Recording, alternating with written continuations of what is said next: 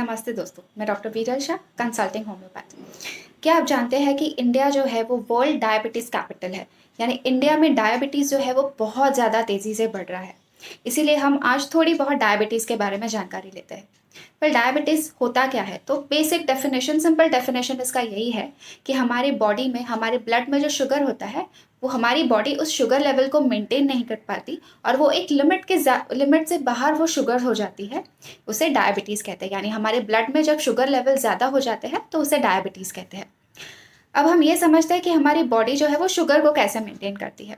तो हम जब भी खाना खाते हैं तो हमारा खाना जो है वो हमारे स्टमक और इंटेस्टाइन्स में पहुंचता है, जो उस खाने को डाइजेस्ट करते हैं।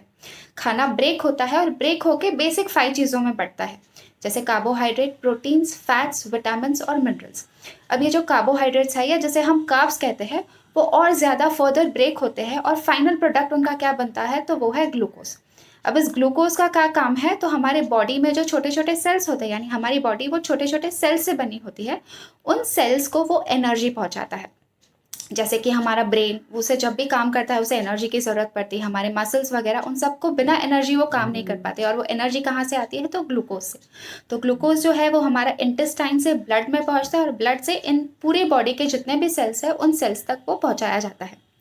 लेकिन क्या होता है कि जो हमारे बॉडी में एक इंसुलिन नाम का हार्मोन होता है, यानी जब भी हमारे ब्लड का शुगर लेवल बढ़ जाता है तो पैनक्रियाज नाम का एक ऑर्गन होता है जो वो इंसुलिन को बनाता है।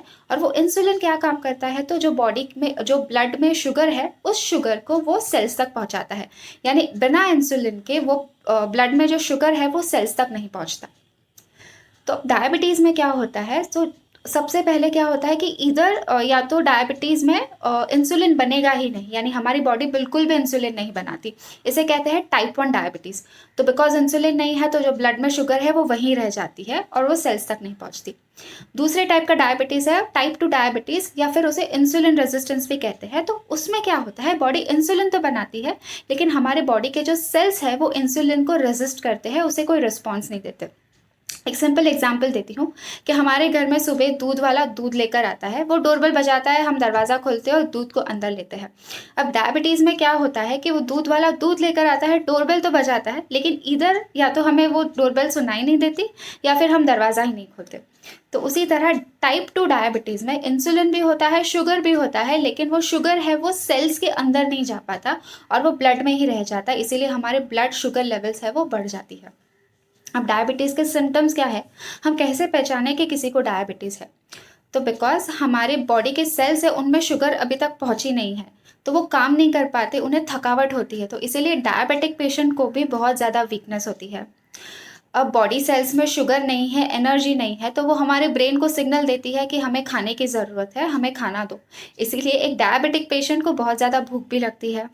जो हमारी किडनी होती है वो because of high blood sugar बहुत ज़्यादा यूरिन आउटपुट बनाती है। सो डायबिटिक पेशेंट का यूरिन आउटपुट बहुत ज़्यादा होता है, उसे कई बार दिन में यूरिन जाना पड़ता है, रात को भी शायद 2 से 3 बार उठ के जाना पड़े, बिकॉज यूरिन आउटपुट बहुत ज़्यादा है। तो ऐसा होता है कि पानी की प्यास भी बहुत ज़्यादा लगती है। तो एक डायबिटिक पेशेंट एक नॉर्मल इंसान से बहुत ज़्यादा पानी पीता है। डायबिटीज़ में ब्लड में शुगर ज़्यादा है, और शुगर जो है वो हमारे, it's a very good source of bacteria. तो इसीलिए डायबिटिक पेशेंट में इन्फेक्शन के चांसेस बहुत ज़्यादा होते हैं। तो उन्हें बार बार यूरिन में इन्फेक्शन होता है, या बॉडी में कहीं पे पस या फोड़े वगैरह निकलते हैं। अगर उन्हें कहीं घाव लग जाए तो उस घाव की हीलिंग बहुत स्लो होती है, उसमें भी पस वगैरह हो जाता है।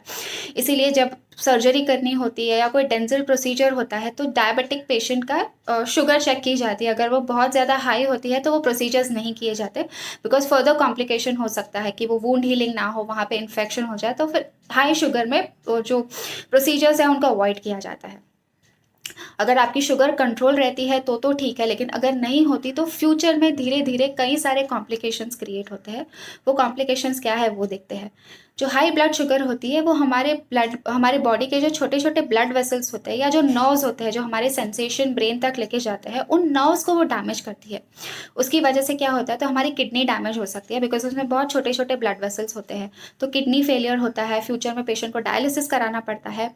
ब्लड फेलियर हो हार्ट फेलियर हो सकता है, हार्ट अटैक आ सकता है, स्ट्रोक, पैरालिसिस हो सकता है पेशेंट को, आँखों को डैमेज हो सकता है। तो ब्लाइंडनेस हो सकती है पेशेंट को, बिकॉज नर्व्स डैमेज होते हैं तो जो सेंसेशन है वो पेशेंट का जो फीलिंग होती है हमें कि कोई टच कर रहा है तो वो फीलिंग्स कम हो जाती है, वो सेंसेशन कम हो जाता है। मूंगी चढ़ रही हो पैर पे ऐसे वगैरह उनको फीलिंग आती है। उनको कहीं अगर कुछ लग जाए तो उन्हें पता नहीं चलता कि उन्हें घाव हुआ है, और वहाँ पे पस और इन्फेक्शन होके कभी कभी गैंग्रीन हो जाता है तो पैर कटाना पड़ता है। तो ये सारे इतने सारे कॉम्प्लिकेशंस हो सकते हैं डायबिटीज़ के। अगर डायबिटीज़ कंट्रोल नहीं होता तो डायबिटीज़ एक तरह से एक स्लो पॉइजन है जो धीरे धीरे धीरे आपके बॉडी के सारे इंपॉर्टेंट ऑर्गन्स को डैमेज करता है। इसलिए डायबिटीज़ को कंट्रोल करना बहुत ज़रूरी है। इस वीडियो में इतना ही। नेक्स्ट वीडियो में हम ये जानेंगे कि डायबिटीज़ कैसे होता है, उसे हम प्रिवेंट कैसे कर सकते हैं और उसे मैनेज कैसे कर सकते हैं। तब तक के लिए थैंक यू।